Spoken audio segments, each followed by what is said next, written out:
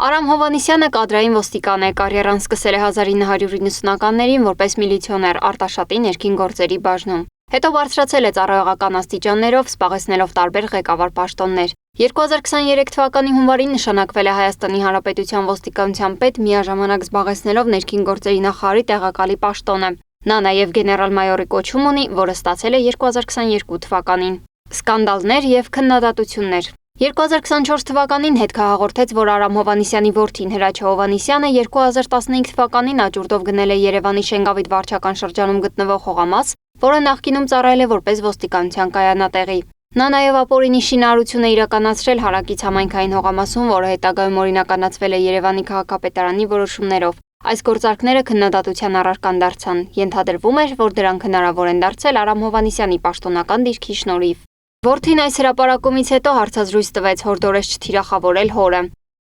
2024 թվականի մայիսին Տավուշը անուն հայրենիքի շարժման ընթացքում Արամ Հովհաննիսյանը աչքի ընկավ իր վարքագծով եւ ոստիկանին ոչ արիր խոսույթով։ Նա բողոքի ակցիայի մասնակիցներին անվանել էր լակոտներ, համբալ։ Նրա հրահանգով ցուցարարների նկատմամբ կոշտ միջոցներ էին կիրառվել, բազմաթիվ քաղաքացիներ էին ձերբակալվել։ 2025 թվականի հունիսի 2-ին վարչապետ Նիկոլ Փաշինյանի հրամանագրով Արամ Հովհաննիսյանը ազատվել է Հայաստանի Հանրապետության ոստիկանապետի պաշտոնից։ Պաշտոնական պատճառներ չեն նշվել, սակայն մամուլի հրապարակումներ կան այն մասին, որ նա աշխատանքից ազատվելու դիմում է գրել հենց Փաշինյանի հորդորով։ Սվետլանա Թորոսյան, Նոնա Գևորգյան, ABC Media։